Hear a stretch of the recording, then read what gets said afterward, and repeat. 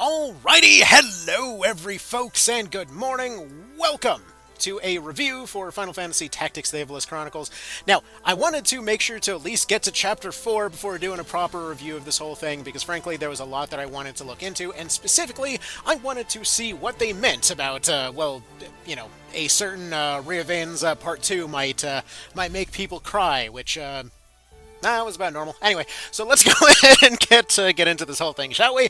So I will say right off the bat, look, I've been playing this game since I was like a little, single digits in the age category gremlin, and frankly, there's probably going to be some spoilers here. This game's ridiculously old at this point, so there's a pretty good chance that you might have already heard some of it before.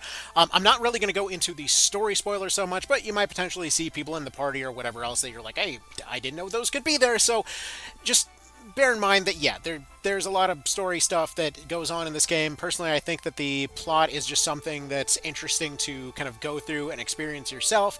Even if somebody tells you the kind of basic notes of the whole thing, it probably isn't going to spoil how it got there, because the story is frankly pretty darn rich in terms of what's going on at any given time. So yeah, there might be it might be a bit difficult to spoil in my personal opinion, because again, the wheres and hows and little details of the plot makes it something that you can go through multiple times. And since I'm primarily a mechanics focused guy, I will just say the voice acting work is phenomenal. I think that they did what needed to be done here, since a lot of Final Fantasy Tactics is more kind of stage play, operatic-esque.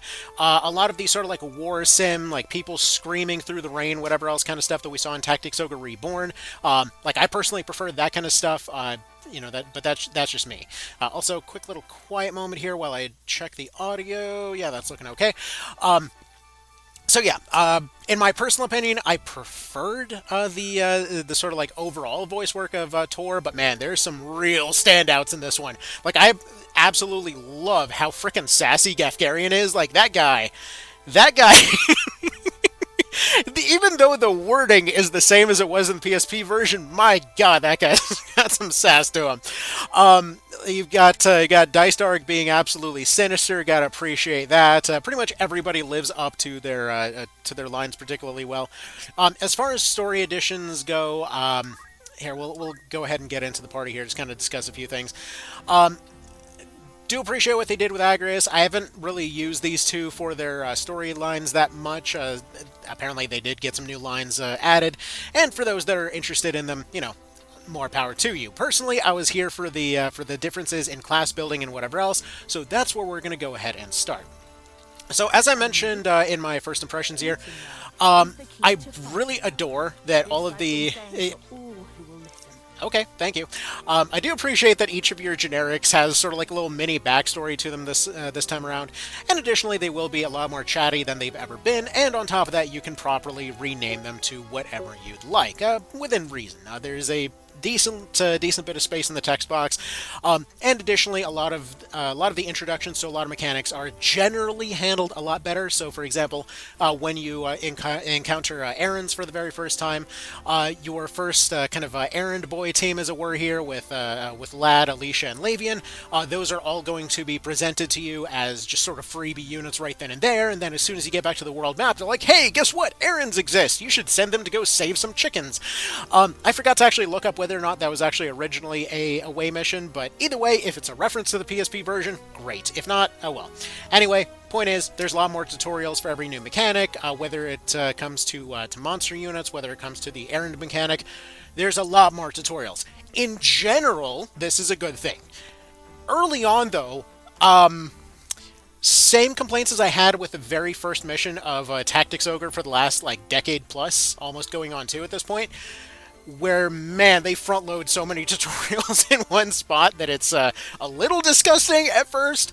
But yeah, once you get going, it thankfully chills out a bit.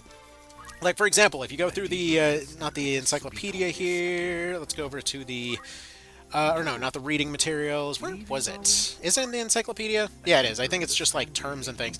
No, it was down here for stratagems. Right, there's a lot of new menus here. But yeah, no, Erslam's got some friggin' discussions out here in terms of all of his guides and everything. So not only do they provide guides for all kinds of different equipment and categories and whatever else, but all the first time that you run into each of these, there will be a little tutorial pop up telling you what exactly it is that they do. Now, this is appreciated for first timers, but I wish, and I hope that they end up adding this over the course of the next few patches or whatever else. XCOM 2 had this problem too, where there was just a whole lot of things, and they added the option to just start skipping through a lot of the tutorial stuff. Because, again, FFT is a game that people love to run on the regular, and it's just kind of crazy how many pop-ups you have in the early game. Again, it stops after about the first hour, but there's a lot of them, like a noticeable amount of them. Like to the point that I was talking to my friend about it, and he's like, "Yeah, that's." I was like, yeah, I'm sorry, but there's just a lot of them here. That being said, though, I want to give credit where it's due because they explained a mechanic. A Mitsuno game explained a mechanic. I know, I expected the sky to fall down too, but when you look at the different weapon categories over here in the menu, they actually tell you what stuff scales with. So for example, with daggers, where it tells you that it's physical attack and speed that causes the weapon to scale. They actually did it. They actually explained something. So yeah, good on them for that. Actually, these guides in general are just really, really well done. So definitely appreciate that. Actually, I wonder where they mention over here with. Do they have the thing with innocence by any chance? Do they explain the chicken status? They do explain chicken status. Yes. Okay. So chicken status is an ailment that indicates a unit has succumbed to cowardice and turned into a feathery fowl. The unit cannot be given orders and will make every attempt to flee. I love that. But yeah, no. For those that never knew, if you use, like, let's say a mystic or something to change something's bravery to below 30, they'll convert into a chicken. It's great. Now, unfortunately, that doesn't work on bosses, but it sure would be hilarious if it did. Now, that being said, let's go ahead and discuss class mechanics, because the very early game is probably finer than it's ever been, in my opinion, where classes in general are just so much easier to go through. In general, it's a lot easier to swap between who does what. The way that this menu is laid out, as much as I miss the old class wheel, this just makes so much more sense because you can just like swap between everything really, really quickly. They're tiered out in ways that make sense, though it is a little strange that the black mage is over here and the monk is up here, but whatever, details. Aside from that, they're pretty much all like directly like tier 1s, tier 2s, and then the ace classes down here. That said, as far as the classes go, there are a few little kind of bits and pieces that were changed, and I did mention this in my initial impressions there. But for example, things like Treasure Hunter can be double stacked and to give you better items when you're going and discovering things, and so this means like higher end equipment and whatever else. It's nothing too fancy as far as I've seen. But running into a tile where you'd normally find, like, let's say, a potion and finding a mithril spear instead, that potentially has some gameplay differences to it. In general, though, most of the classes function more or less like they used to before, with exception to a few very key things. So, like, summoners, they did have the ability to earn their final summon by getting used on them, and they do properly mention that it is available down here with a question mark indicator. Same thing with the Chatter Squire, which actually has a proper name this time, since it's just kind of whatever people felt like calling it. So now the Chatter Squire is officially named the Gallant, or the Gallant Knight. I haven't noticed any additional abilities on him. It seems to be the same old thing, but like, he has the little slot for ultimate and whatever else. I'm still going to call him the Chatter Squire, but whatever, because he is, functionally speaking, a more focused, if less effective version of the Bard for all intents and purposes. Anyway, well, he's like an armored Bard, basically, that doesn't miss. Alright, so as far as the classes go, yeah, most of them function more or less the same. The wizards seem to be way faster. I feel like Black Mage might be about the same or slower than before. Mystic is way faster. Summoner is way faster. As far as Bard and Dancer go, they feel about the same, though some of their like later abilities seem like they're maybe coming out a little bit sooner. So stuff like Nameless Dance or Forbidden Dance, or sorry, Nameless Song and Forbidden Dance, it feels like they come out slightly sooner, though the most notable nerf is when it comes to the Arithmetician, which feels like they saw pretty like after a lot more testing, it feels like, yeah, they took a pretty noticeable punch to their offense. Their healing seems to still work the same as it always did. It feels like their offense is decently nerfed, and if you're playing as the class itself, never leave your unit as an Arithmetician. They pretty much lose their first turn and they are ungodly slow beyond that, but you can very simply just switch them to another class, make Math their secondary, and then there you go. You have all your problems solved, and additionally you can use the right elemental weapons to go boost their power even more. So yeah, that's all well and good. Though I will note one thing that I did find a little disappointing is that when it came to a lot of things that that could have used improving in this one, there are a few quirks of the original that they left in place. So, for example, chests will still remain out on the field when you end a fight. Obviously, there's nothing really too valuable in there, but whatever. It just would have been nice to see those picked up. But stuff like Cup of Life, if, let's say, you set up a Fire and Flame Shield build, this gives you fire absorption, and the wording of this thing says when HP is restored, it distributes any excess with allies.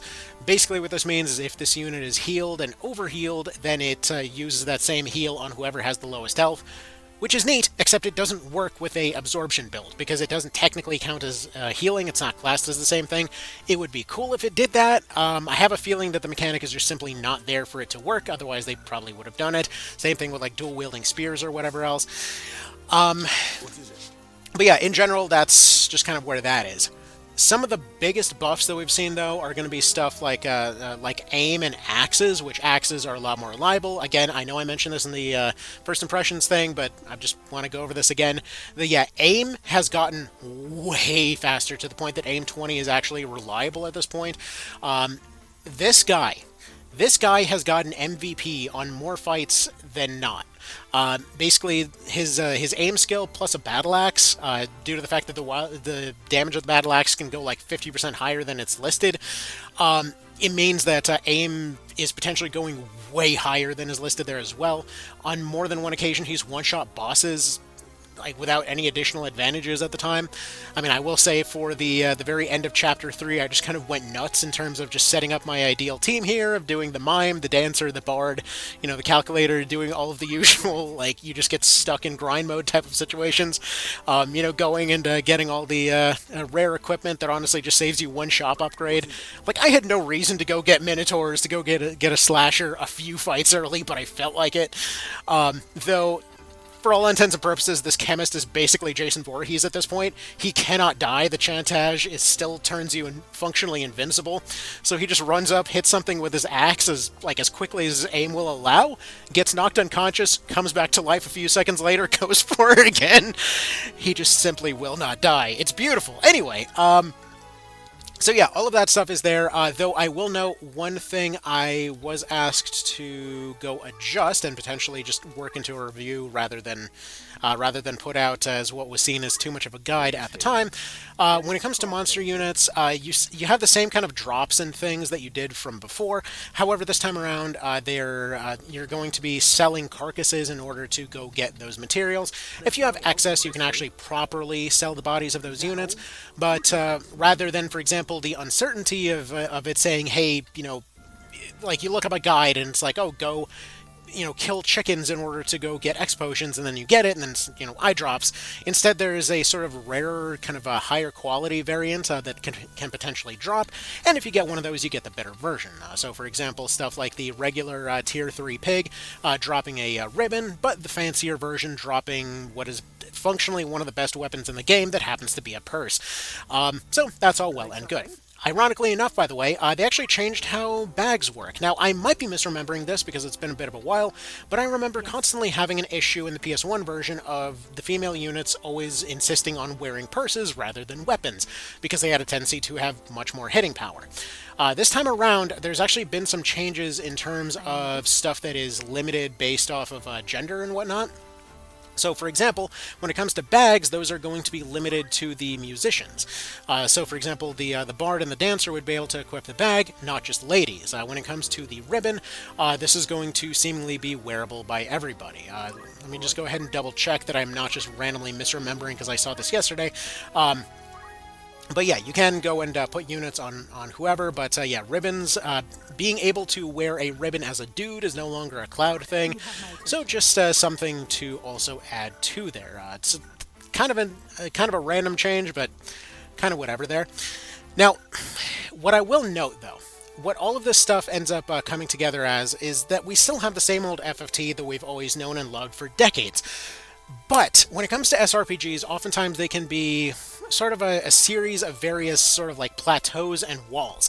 Situations where you may run into moments where you just want to put the game down and walk away. And I'm sure a lot of us had those moments where let's say we're playing the PS1 version, PSP version, whatever else, you walk to an area and it's like, okay, I want my errands to be done in the background.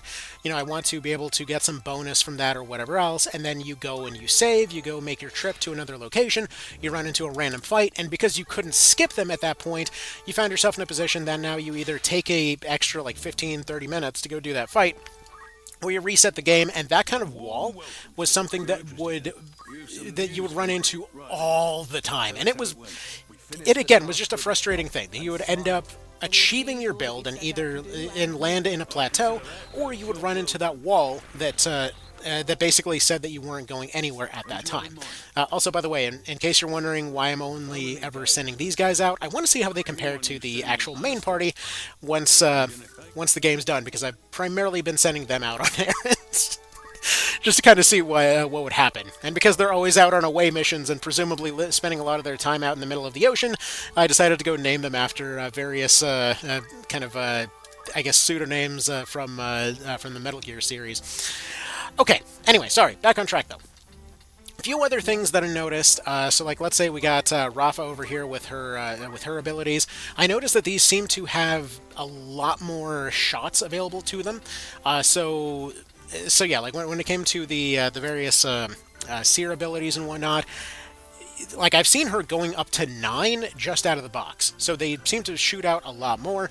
The damage potential for this class is high enough, as I've seen it so far, that genuinely I can understand why these guys were actually there. So that's nice too. Definitely one of those questions I've had since PS1 of like, who would honestly bother having these guys trained up in this very oddly specific manner? So yeah, this time around, definitely can see that working, though I still don't know why exactly they're using their poles when they realistically should be using rods, because the rods would help them out quite a decent bit with their abilities, but whatever. We'll get to that down the road. All right, next little note that I want to mention here is difficult fights. So those fights that previously were walls of various different categories up to this point. The rooftop. I'm glad to say the rooftop, first try, is the first time in any version of this that I didn't get RNG screwed by the rooftop. They didn't randomly target and instantly kill Rafa there. The rooftop is fixed, so I was very glad to see that. So yeah, very. Sorry, we'll just get all this done in the background. But yeah, I was very glad to see that the rooftop was actually doable. WeGraph was, it was alright. It was decently difficult. I will say the same old tricks that always worked there. It feels like, yeah, Ramza's class is specifically just designed to basically counter that fight in every possible way, so nothing really too terribly new there. So yeah, that fight was a lot better. Let's see, WeGraph 1, same thing, was generally a lot better. With Gafgarian, I didn't feel any need to go and remove his equipment or whatever else ahead of time, though it is notable that while there are no guests in the party right now, you can't actually change the equipment, you can't change the classes on your guests, but you can still change their equipment. But yeah, no, when it came to Gaff, it felt perfectly natural to just leave him as he was, so nothing too particularly special there. When it came to monster units, they, for the most part, seem to work like they did before, with exceptions to stuff like the bomb units, who actually no longer self-destruct. Or rather, they do self-destruct, but they don't completely self-destruct. So these guys actually saw a gigantic gigantic buff, and they're actually probably the biggest menace out in the wild right now, aside from the Mind Flayers, because yeah, they can repeatedly self-destruct. They will do, essentially, they will reduce their health down to a minimum over and over and over, but they can just kind of keep doing that. Oh shoot, I didn't actually mean to get rid of him. Whoopsie. Well, anyway, let's go ahead and... Well, I guess I'm just going to have to get another one. So yeah, quick monster release. You want to turn that off, by the way, every now and then, because I was kind of just mousing over that button and hit it by accident. Whoops. Okay, let's go ahead and get that off the menu real quick, as I was trying to get the fancier version of that. But yeah, no, they'll... at this point, they can use their self-destruct abilities over and over. It's more of like a burst type of thing. If you're familiar with Pokemon, it's basically like Overheat, except without the downside. They just kind of take some self-damage, but they can't actually kill themselves with it. So one of the few things that can directly counter them in that particular situation is actually going to be stuff like... what the hell is it called? The thing the calculator gets. I'll show it in just a second here. Do you want to do that? No. Let's go over to our calculator. There we go. Not Cup of Life. What was it?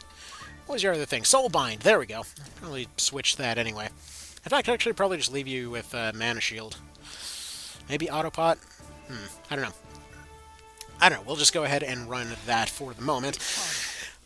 Now, as far as classes, as far as progression and whatever else go, one thing that did sort of bug me, even though this isn't really that much of a thing, is that while the early game progression felt fantastic on account of you don't get stuck trying to figure out builds that don't necessarily exist, you know, trying to build up some type of something or other to get some sort of team going, like that early section feels a lot more comfortable.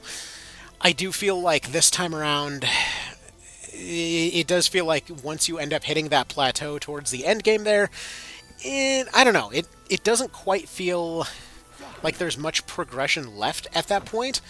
Like at this point, these guys are all maxed out. They were already maxed out towards the tail end of the last chapter. And it doesn't necessarily feel like they have much left to do aside from just sort of like speedrun the rest of the game. So, I don't know. It's just kind of there. It's neither here nor there. It's just, again, sort of there. I wonder if we can actually get this guy's Rune Blade somehow, because that'd be pretty neat. That would be a pretty decent weapon to get a hold of.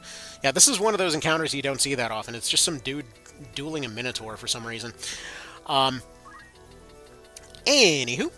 Yeah, same old tricks that work with bards and things still apply here. And I will say, one of those decisions that's certainly in the pile of, wow, this was certainly a choice that somebody made.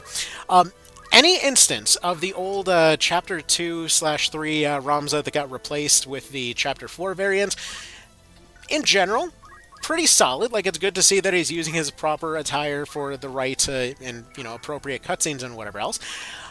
I will say, there is one particular instance that they didn't really need to do that, and that actually would have been the intro to the game. So the bit where Erzlam's telling you, like, oh, here's the story, you know, listen to my story. This dude was a heretic, but also was kind of cool, maybe. Yeah, so they replaced that with his Endgame variant. I'm not necessarily sure that was necessary, because his outfit is a bit more kinky than you may realize. See, it's not just a weird jockstrap thing he's got going on over the butt plate. Apparently, he's literally got cross-classing butt chains. I don't know if that's a detail I ever needed to know, but there you go. Apparently, that's a thing. So yeah, that kind of cracked me up. I instantly had to go take a screenshot of that when it came up. Alright, anyways, so... That aside, though, again, in general, this feels like if you're recommending any version of FFT to anyone, this would definitely be the one to recommend. And one question I actually saw come up a few times in the comments to the first impressions was there was some slowdown in that first video. So one thing I want to point out is that that was OBS's fault. So it was a combination of running it at a higher resolution than I really needed to, because by default it just sort of maxes it out. And under normal circumstances, that's not a problem whatsoever, because all it does is just, you know, makes it look a little bit prettier. But I'm on a Steam Deck, so it physically just does not doesn't look any different from having a higher resolution as opposed to this one. But yeah, if you are... There is one exception to this, which I'm going to show right here, which is if you turn on VSync, that does mess it up for some reason. So turning on VSync will cause some slowdown, like you may see right there. Instantly frame rate drop. I don't know why. Like, their walking animations slow down and everything, so don't use VSync. I don't know why it does that, why it's on by default, but if you are running into performance issues by any measure, please turn off VSync. That's probably why. Because that's the only thing that I saw as far as performance goes, and I don't really get how that made it past testing, but hey, you know, it is what it is. Okay. When it comes to the difficulty and stuff like that, it feels like hard mode, for all intents and purposes, is kind of a damage scaling thing, like it was back in Final Fantasy Tactics A2. I actually didn't initially pick up on that whole thing until somebody pointed out, like, yeah, this isn't that exactly the same thing A2 did? And yeah, no, sure enough, it absolutely was. So it's the same way that hard mode felt in that one. Same way here. It doesn't really change any loadouts as far as I've seen. Which, I mean, I'll be honest, I was a little disappointed by that. I was kind of hoping to see a bit more, you know, a bit more skills and stuff like that coming out. I would have expected to see more, you know, protection from the absolute busted ridiculousness that is the Orator. So that would have been potentially nice to see, because, yeah, the Orator is, in my opinion, one of the most overpowered classes in the game. Seeing as it's like anywhere up to a 45% chance to just instantly kill a unit and turn them to your side permanently. So you not only get all of their equipment, you also get all of their skills, you also get a temporary ally for that fight, you also get a free meat shield. They are everything that you could possibly need, and there is no defense for it except for one skill that absolutely no one uses, and or being a boss. So, yeah. Like, even the whole not being able to talk to monsters thing is irrelevant when you're the Orator itself, because they get the talking to monster skills built in. So there's that. As far as debuffs go, we didn't see any substantial change like we saw in Tor. In fact, actually, let's go ahead and scare this guy real quick by attempting to get this Minotaur on side. There we go. See? The entire team putting forth all this effort, he just walks up, talks it out of fighting. Like, Orator is absolutely cracked. I don't know why people want to value ninjas and stuff above that. Like, damage is fine. Damage is good. Instantly deleting a unit because you said so? Yeah, that's a little bit better, you know? Okay, so I wanted to discuss another thing here that didn't really flow in with the rest of the conversation here, which is actually when it comes to the AI in this version. So the AI's changed in a few kind of interesting ways here, and I'm not really entirely sure whether to classify this as a like good or bad thing specifically, because it's kind of situational. So. One of the things that we saw, for example, when they did Tactics Ogre Reborn, was that a lot of the AI changes were made so that everything just kind of flows better. Because there was a lot of things in, like, let's say the PSP version of Tactics Ogre that would end up being particularly annoying to deal with, that might be kind of a needless pain in the butt. You know, stuff like the AI spamming phalanx or what have you. And so as a result, we didn't necessarily see everything that could have potentially come out of that system back on the PSP, but when Reborn came out, suddenly, hey, look, there's abilities being used in more practical ways. The AI is a bit more aggressive, but it's making better use of its abilities as a result. One thing I've consistently noticed is that the AI, now this might be a difficulty thing, it has absolutely zero chill in a lot of cases. So, like, when it comes to, like, let's say the Islud fight, right? That guy was notorious for basically just like running away. He would be kind of difficult to get to because he would just jump out of the way of charge attacks. He would end up kind of ambushing you. Dude was basically just magical sword Batman for all intents and purposes, and that was pretty cool. It was a very memorable fight for that reason. Now, I'm not saying that's not here, but what I am saying is that he definitely feels different. So, as in, like, he's weirdly more willing to actually go and, let's say, do his jump attack on his own units to potentially get rid of the confusion status when using a dancer. So one of the reasons that I've been saying that the dancer is so freaking overpowered in this version is because they can put the confusion status, and it's not the confused units that are going to be doing the attacking, it's their own guys that are going to just absolutely annihilate their own team trying to get rid of that confused status. It's kind of wild to see, honestly, and in that case with Islud, I just used a dancer. She used her nameless dance, and he murdered his own team.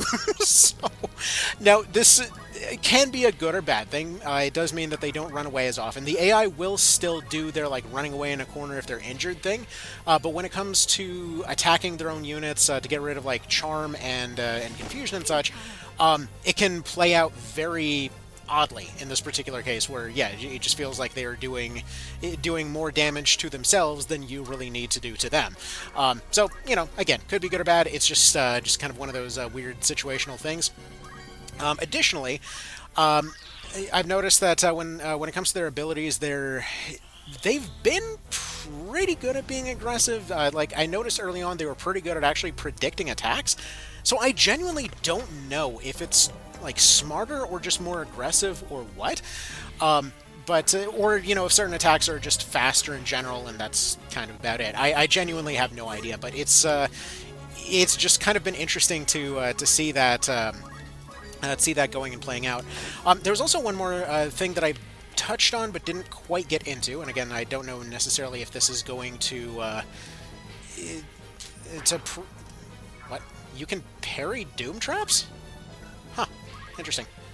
Also, apparently that will... I can't drop him off there. Okay, I was trying to go pick up the materia blade. I actually don't know if I can do that yet, because I don't have the dude yet. Oh well. Anyway, so yeah, as far as the AI goes, it feels like yeah, it's been interesting. It's been a very interesting change. For the most part, again, it has played the same as before, but it does feel like there's maybe been some moments where it feels a little weird how aggressive it is towards its own team. So yeah, that's been handy. Oh right, so the other thing I wanted to mention here is in regards to the damage scaling. So one thing I wanted to bring up that I only touched on earlier is that when it comes to the difficulty for this one, again, it scales like it did in FFTA 2, but if you want to kind of see this in person, it's actually just as simple... oh, I guess you can get the Materia Blade here. Okay, fantastic. Or the Materia Blade Plus. Wonder what the plus is about. Oh well, I guess we'll find out later. Maybe it scales up or something. I guess we'll find out in a bit of a moment. Alright, so as a little bit of an example here, let's go ahead and show how this works as far as the scaling goes. So, we go ahead and do the whole Faraja thing here, and they're going to go ahead and nuke that guy. So same ability, same buffs. It hits 50. Hit our own guy, it hits 170. Hit our own guy, hits 216. Yeah, their faith is a little higher, but like not that much higher. So that's what I mean by the scaling is it's basically just kind of scaling it on the fly there. As far as all that goes, typically it doesn't matter that much. I would say in general, it's more like it feels like it kind of just feels like it's a lot more punishing towards calculators, and really you don't see that much else come out of it. So like if you accidentally do friendly fire, yeah, it's gonna hurt. But aside from that, it's really not that big of a deal. Honestly, again, when it comes to tactician mode, I really would have wanted to see more, just like more random skills thrown about. Hell, even if there was just a like New Game Plus option just to throw out random skills or something. I haven't gotten to like proper Endgame or you know, like post game or whatever else. Obviously, there isn't really much of a post game. It's just like the full-on Endgame experience. So it would be cool to see that potentially happen. I don't think there's anything like that, but it would be neat. Yes. Also, what's the story with this sword? So it has undergone augmentation. When equipped, it increases power, but why is it plus? Oh, damn, that thing's really good. Okay, this is definitely worth using on somebody other than Cloud at this point. In that case, right. Should I just... It's actually probably worth using on you, to be honest. You got equipped swords? No. I mean, who needs more magic stuff here? Actually, shoot, you know what? Forget the whole absorption thing. I wonder if I can just do that on her here, because, let's see. Yeah, not gonna have quite enough for that, but it might be worth... Might be worth making that happen. You want something? So that's genuinely better than a lot of her other stuff here. Even the wizard rod is only 2, so yeah, materia blade's pretty darn good. All right, anyways, whatever. Let's get back to it here. It's nice to have the additional information that they have here. The guides are exceptionally well written. The way that they redid the story and stuff like that, where you've got the old PSP cutscenes that are going to be popping up over here. So, for example, let's say we go down over. All right, thank you, Arslam. Chill out, please. Like, let's say we go over here and we wanted to watch a movie, we'd be able to see the PSP versions redone with a better voice acting this time around. So they're going to be a lot more dramatic and whatnot. But yeah, we see the old cutscenes, and I love the way that this is presented, because the way that you see it in game is just like you have the in game stuff like you had in the PS1 version. They're like, this is the version that I saw, this is the version that I remember, and then you look back on the news, the dramatic retelling, they're like, oh, the walls were so much bigger, everything was so much more dramatic, look at the stylishness! Boom. And then Delita got deleted. For now, anyway. Anywho, so yeah, I love the framing on that. It's just a lot of fun. And speaking of framing, the lighting effects, like the mood lighting on various different scenes, has been pretty darn awesome. Like it just in overall, it's the same stuff that we saw in Tor, where everything is just a lot more dramatic and whatever else. And let's go ahead and skip the rest of the scene because I'm pretty sure I have it way too loud. I'm sure the audio in this thing is going to be just destroyed. Oh well. Yeah, as far as changes like balance-wise and whatever else, this really just feels like old FFT, just made a lot smoother. Overall skills and progression-wise, actually, sorry, indirect buffs. I forgot to mention about this. Samurais. Over the course of using a samurai over the course of 10 plus hours, I had one sword break. So their sword breaking odds are way lower than they used to be before. Now this, again, kind of indirectly nerfs the Geomancer because we have the Mystic being super fast. We have the Arithmetician potentially being available much sooner because of the fast forward feature. So this means that, in general, you don't necessarily want to stop and hang out with the Geomancer as much. So it's kind of an indirect nerf there, but kind of whatever. Same thing with like the old Crossbow Knight. I found myself using it for a little bit, but in general, it just ended up being a lot easier to move up to the Mystic and stuff like that. Same thing with Thief. Like, aside from getting equipment, I haven't really felt much of a reason to go and steal off equipment or break equipment when there were other options. Like, a mix between using battle axes and wizards and whatever else oftentimes meant a lot of boss fights were just instantly ended, even on the higher difficulty, without needing to go disable them or whatever else. That is one thing that I was hoping to see a little bit more out of Tactician difficulty 4, that it would have been nice to, again, just have more defensive abilities or whatever else on various different units, you know, boss fight teams or whatever else. While reduced damage is a bit of a thing, it's not exactly reduced enough that it's genuinely, like, enough to still stall any, like, full overpowered builds or whatever else. And additionally, stuff like, again, the Archer's aim getting buffed means that aim 20 plus, like, just a Dancer slowing stuff down, a Mystic slowing stuff down, combined with the aim ability, has just completely rolled over way more than I ever would have expected. Like, genuinely, I don't even care about Orlando joining the team later. He is not replacing Justin over there. And as somebody did point out, I did actually name the first 6 generics after the 6 generics from Tactics Ogre.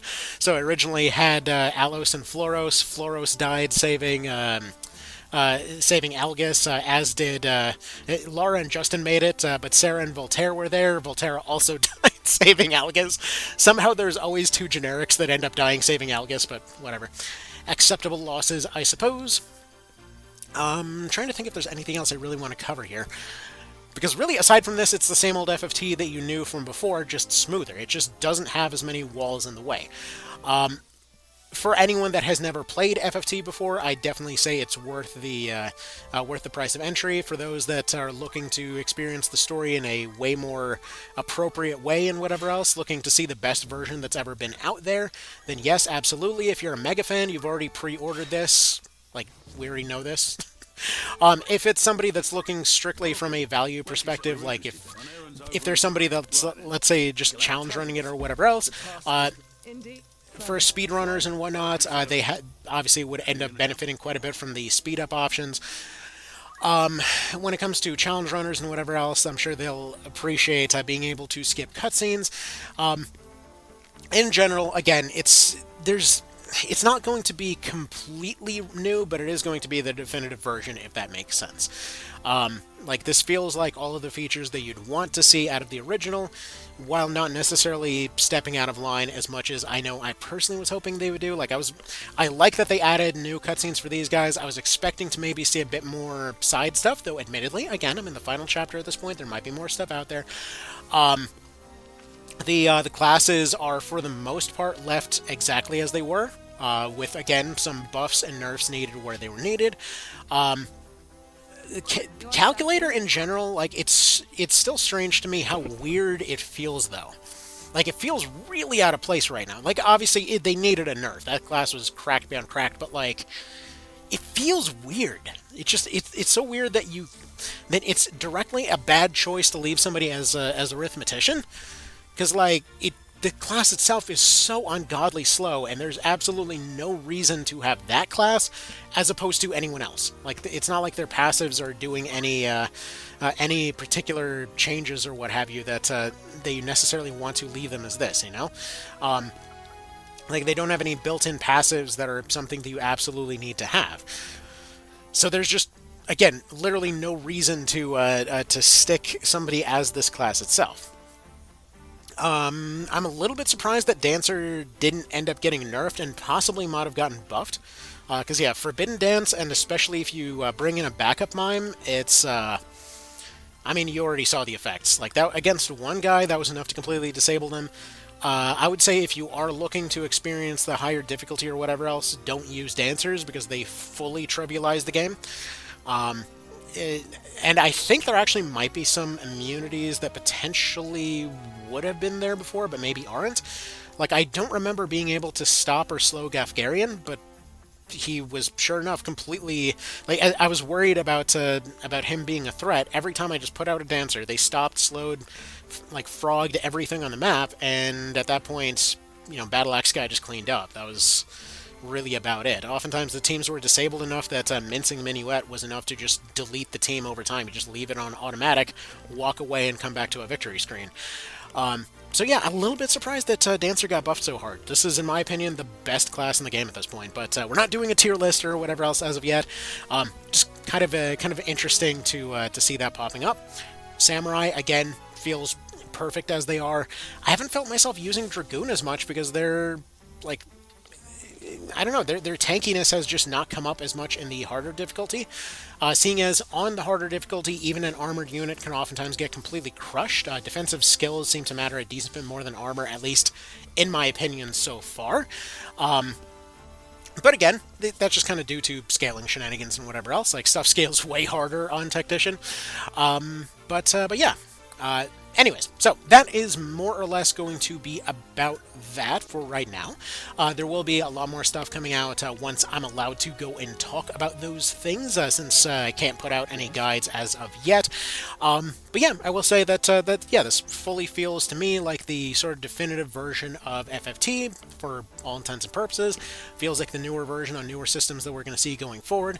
It still cracks me up to no end that end of the game Ramza wears chains on his butt, but I don't know what that's all about. You know what? He's just into his own thing. We're just not going to question it. Oh yeah, combat sets. Great thing to have on there. I have yet to use them, admittedly. And partially that's because I actually don't know where you save them. I know I saw that button at some point, but I don't remember. Oh, you can save them in this one, apparently. Okay. Can you rename them? Forgot to check. Oh, you can rename them. Okay. Must be Chatter Squire 2.0, but whatever. It's good enough. Yeah, this is how I usually like running ROMs on this one. Just like, he just runs up and convinces everyone to stop. Even doing the Riovan's Castle fight, he just basically runs along doing the same stuff that his Chatter Squire normally does, except less reliably, I'll admit. But just basically singing the speed song over and over and over and over and over with movement +3 until eventually he's just so fast that nobody can do anything about it. Okay. So that'll be about that. Hopefully this is useful, and hopefully that's enough to chew on for the time being until we get into the release proper. It's just around the corner, and yeah, I will see you guys then. Have yourselves a good one. Take care. Thank you for stopping by. Later.